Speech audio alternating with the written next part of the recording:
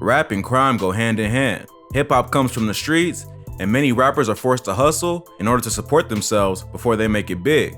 While most rappers turn to selling drugs or robbing houses to support their careers, in the age of the internet, there's a new trend of rappers committing fraud and scamming online to fund their lavish lifestyles. Here's a look at a few scam rap millionaires who made it big by committing fraud. Nuke Bizzle. Nuke Bizzle is a rapper from Memphis, Tennessee, who made headlines back in 2020 after he ran an unemployment benefits fraud scam that made a song flexing about it. Although not a huge rapper, Nuke started to gain attention during the pandemic for flexing with big stacks of cash and showing off his lavish lifestyle. He could have easily slid under the radar and pretended that the money he was making came from rapping or other business ventures, but instead, he decided to brag about it in a song, which is when his whole scheme was exposed.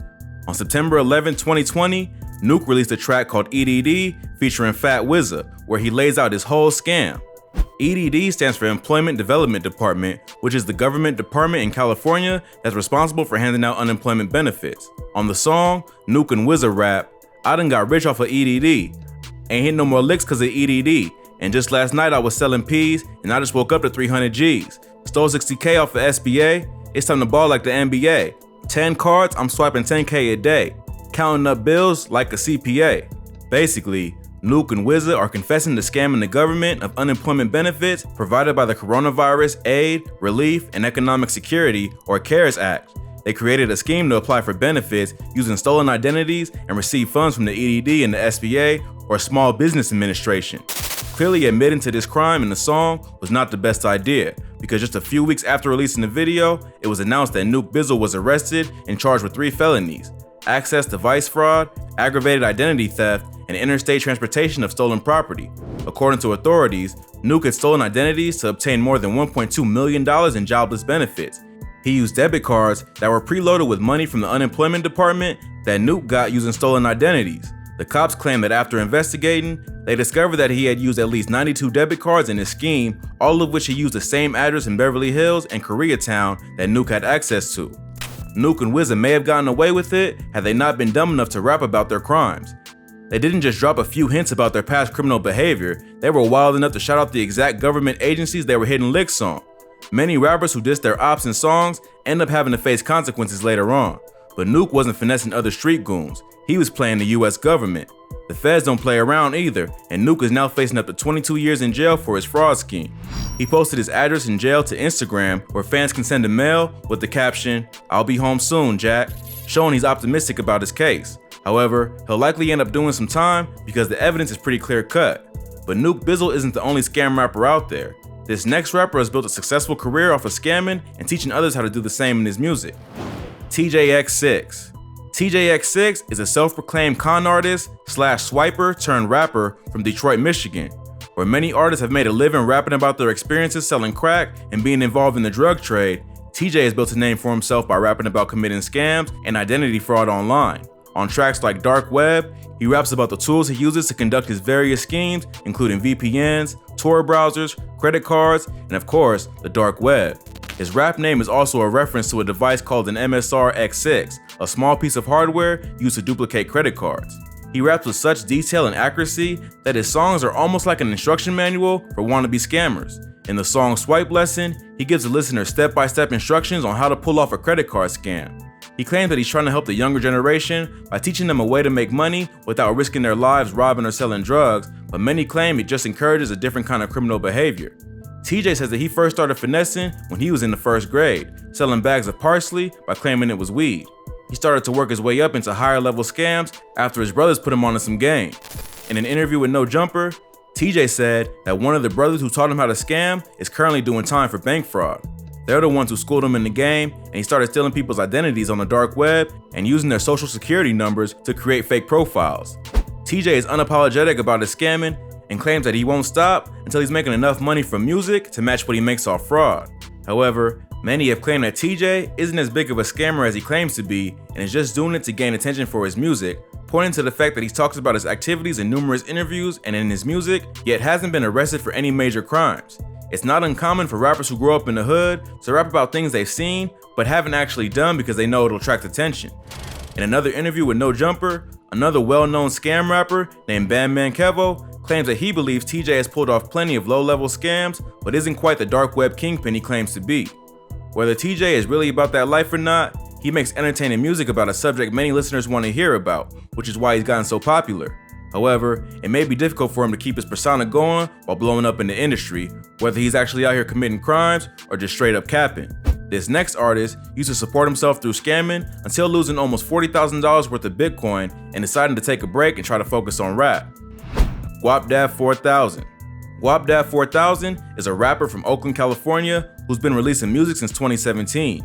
He started gaining mainstream attention after being featured on the Dreamville compilation album Revenge of the Dreamers 3 and released his debut album Dior Deposits in 2019, which had features from artists like Chance the Rapper and Denzel Curry. On that project, Guapdad references his past as a scammer, mostly directly on the track Scammin' featuring Mozzie. However, unlike TJX6, Guapdad only raps about his past activities and doesn't actually commit fraud anymore.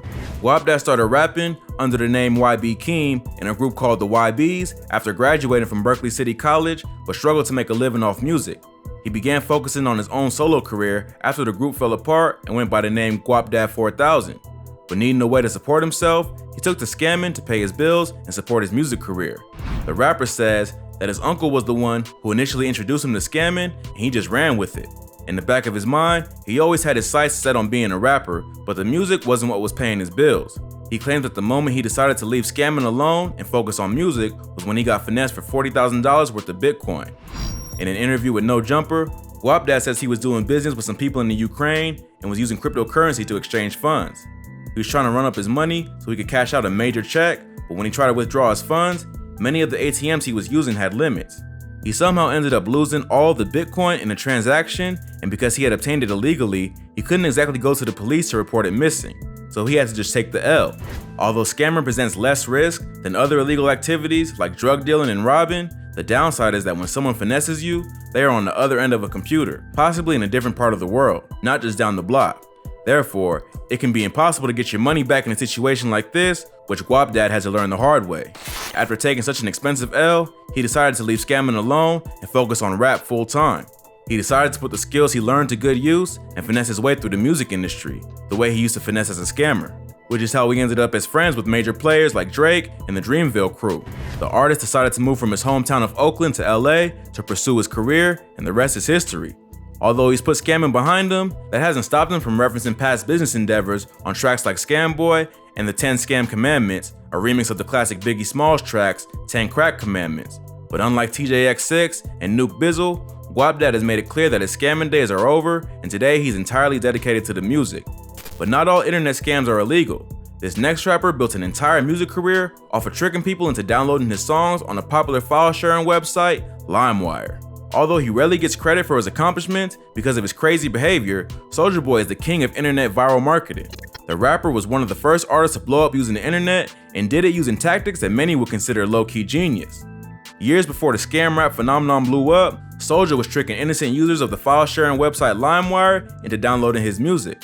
Before the days of streaming, users would have to download MP3s from legal sites like iTunes or illegally from sites like LimeWire. It was much harder back then for rappers to blow up online because users would have to pay for your track or at least know your music well enough to go search the song on a file sharing website. But young Soulja Boy figured out a cheat code that would change the game. He would simply upload his track to the site, but change the name of it to a song that was popular at the time. So, users would think they are downloading a Michael Jackson or a 50 Cent song, and it would be a Soulja Boy track. It's similar to an early online troll called Rickrollin', where users would send friends or coworkers a link that would send them to the video for Never Gonna Give You Up by Rick Astley, despite being labeled as something else. Although many were annoyed by Soulja Boy's tactics, it must have worked because the artist became the first viral rap sensation, and his track Crank That became the first American song to sell 3 million copies. So even though Soulja Boy wasn't scamming for cash, he managed to finesse his way into a successful music career by tricking the internet. Although file sharing is illegal, it carries a much lighter penalty than something like credit card fraud. Soulja Boy's viral antics became the new blueprint for how rappers could gain a following in the digital age, and the artist is responsible for starting many trends that continue to this day, such as dance challenges and using social media to interact with fans. Soulja would definitely get more respect for his contributions to the game if he wasn't such a ridiculous character. However, those who know give credit where credit is due. But not every scam rapper is open about their crimes. This next rapper shocked everyone when it was revealed that he was being investigated by the FBI for fraud. G Herbo. G Herbo is a rapper from Chicago who came up back in 2014 when the drill movement was popping off on a national level. Since then, Herb has maintained a consistent fan base by making authentic street music that speaks on the real issues going on in the South Side. Although Herb isn't huge on the mainstream level, he has had a successful career and is well respected in the city. That's why it shocked fans when it was announced that Herb was arrested for a series of federal charges that included aggravated identity theft and aiding and abetting a fraud scheme that involved members of his crew. Herb maintains his innocence and pled not guilty to the charges. However, Fed cases are usually difficult to beat because the federal government normally doesn't get involved unless they know they have solid evidence to convict. The case is still ongoing, and therefore, more evidence is likely going to come to light as the case unfolds. However, it seems like Herb's manager, Antonio T. Glow Strong, was the one committing the fraud on Herb's behalf and used the rapper's name and profile to cover it up. The cops say Herb and his crew used stolen credit cards to finance their lavish lifestyle while claiming the money was made legally through rap. The scheme was discovered after T-Glow tried to purchase a pair of designer French bulldog puppies using a stolen credit card and called G Herbo to co-sign the purchase. Even after speaking with the rapper, the store thought it was sketchy and called the police. Herb is facing up to 6 years in prison if convicted. However, he doesn't seem to be too concerned about the charges. Even though it's a Fed case, the rapper has the money to hire a good lawyer, and the prosecutors will have to prove that he knew about the fraud scheme the entire time, which may not be true. So either G Herbo is one of the most successful scam rappers of all time, or his homie was just using his clout to pull off his own schemes and got caught. The truth will likely be revealed as the case unfolds.